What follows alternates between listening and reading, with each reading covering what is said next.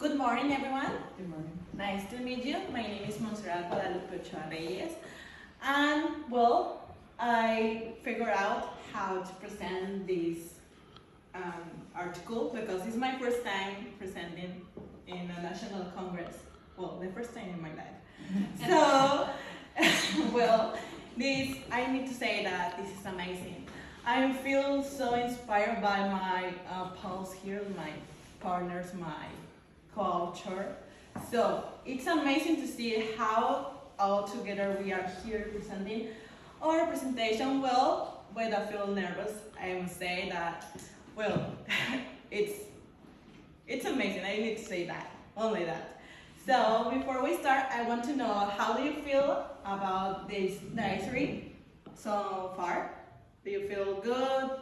Are you enjoying the presentation? Because me too. That means, okay? Well, as I said before, my name is Montse Ochoa. You can call me Montse.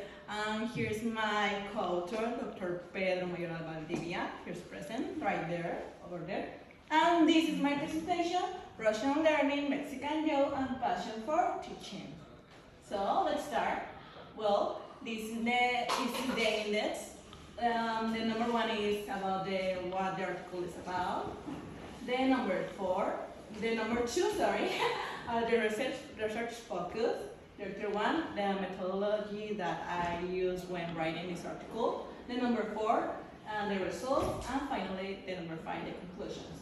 Well, the resume is how do Spanish speakers learn Russian language according to several aspects of the language that include grammar, lexical, and of course cultural factors. Also, I take inspiration for the ICT in teaching Russian, and the most important that talk my article is the role of the teacher and the student in the way of learning this beautiful language that is the Russian language. Key findings and areas of focus. Well, the first one I want to talk is gender differences, because all we know that Spanish and Russian are too far different. Yeah, right? So when students learn Russian, Spanish students learn Russian, they tend to, have some mistakes with the language. That means when talking about gender, I must say some words like девушка, that means girl, женщина, that means woman, and then we have a word, дедушка, that means grandfather. As you can notice, the sounds at the end is an A. Well, we all know that девочка and женщина are feminine words because it ends with an A. So my students ask me, teacher, why do dedushka, grandfather, ends with an A if it's a masculine word? So I say, you must learn these rules in order to acquire the Russian language correctly. And don't be afraid to make mistakes, because we know that it's far different from Spanish. So learn step by step and don't be afraid of making mistakes. The second one is the ICT integration. As we know, the pandemic has been kind of crazy. Both teachers and students need to move to online platforms. I want to say that one of these platforms that I use because I had a Peruvian student and also an Argentinian student, so I had a meet with them by platforms like Zoom, Google Meet, Calendar, and so on. The unstressed vowel, sorry. Well, if you are a Russian learner, you must know that unstressed vowels are one of the most difficult part when learning Russian. I want to say a word that it means молоко. In English will be milk. So it is right with 3 O. However, the two first one are pronounced like an A. And the last one is hello, obviously. So, students, Spanish speakers feel nervous about this. They ask me, why teacher? There's not rules about this, you need to learn by heart. Also, we have several problems with nouns, pronouns, and adjectives, like I say the word shinshina. There are some words that we call,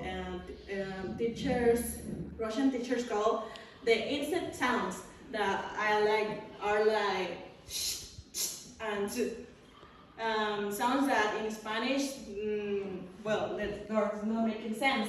There's not sense. So this is a difficult part for students. Expanded language instructions. We need to emphasize in how students must communicate the Russian language in both writing and spoken.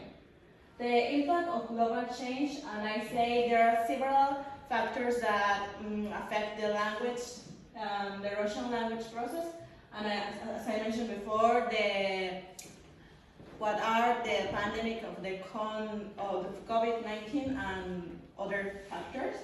Also, the cognitive perception and errors.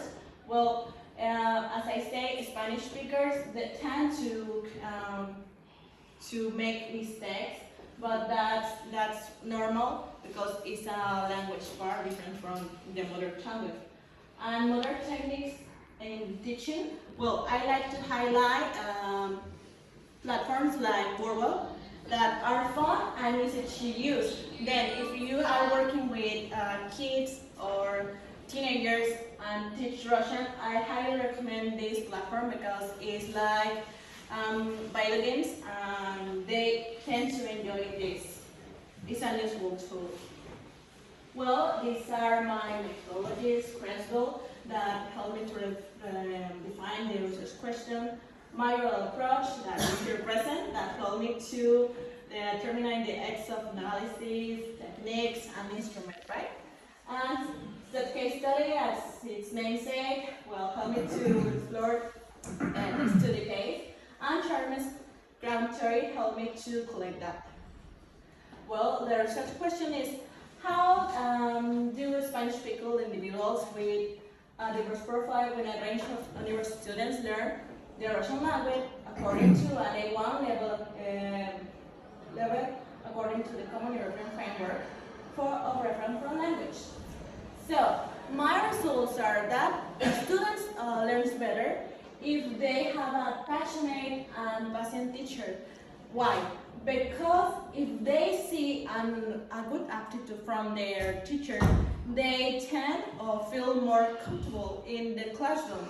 So the students wouldn't be afraid of making mistakes, which is important because I was working with teenagers or young adults, university and so on, and they are really afraid of making mistakes. And the student initiative, this plays an important role because the student is the person who is going to learn the language, so it's important that the students feel motivated by also the teacher, the environment, and itself, right? Classroom environment. I agree that mostly all of us agrees with this because you know that classroom plays an important role in learning a second language. If there is an enjoyable classroom environment, the experience is most difficult and also the students learn better. Okay, cultural associations. Mostly my students talk about how they enjoy the Russian language. I must quote some of these, like they tend to relationate Russia with words like Anastasia, the movie, and some soap operas like the Detective Anna, also the ballet, the music, and cold weather. They also sing a lot about vodka and girls. Okay, initial impressions. We all know that the first impression is the most important. So, if the students see for the first time in their entire life class of Russian, they say, well, this is kind of weird. Why does the alphabet has numbers and that? Well, it's one of the impressions. But if the students feel attracted to the language, that will be more significant for them, because I have some students that learn English just because, well, father, so it's a requirement, right? But they tend to say, teacher, I'm enjoying learning Japanese, I'm enjoying learning French, I'm enjoying learning Russian more than other language, because it's something that I feel like a hobby, right? Well, in conclusion, as I say, Spanish speakers learn better if they, as you can see, the factors that I mentioned. But my article has also impact not only in Mexican students, because most of my students were Mexicans, but also I have an Argentinian student, a Peruvian student that feel attracted to the language due to several factors. I must say that I don't add something, but my students feel like they want to learn Russian because have more interactions with Russian people. Like in Acapulco, we have a lot of Russian tourists, so they want to speak with them. Here are my references. And that will be all. I want to thank you for listening, and I hope that you enjoy the presentation. Thank you so much. Okay. Do you have any questions? Yeah. Any questions? So how do you differentiate the feminine and masculine when you're teaching to students? I know you said because it ends with the A in Spanish. We all define it. So I know the concept of the masculine and feminine. So how do you help the students get over that? I mean, do you have any technique for them to learn the differences because of the A issue like you stated earlier? Yeah, I have some techniques. I use some, squares. In Russian, there are three genders that are feminine, masculine, and neutral. So most of the neutral words ends with a no, like that. And feminine,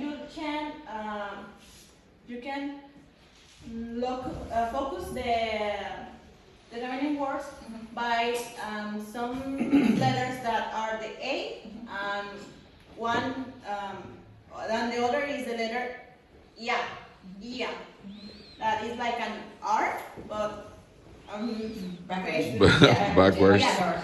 And the masculine words also are like ended with an E or an O. It depends. And with the world becoming globalized, with economic globalization, would that be something that you could consider with the students and maybe enhance them to learn Russian?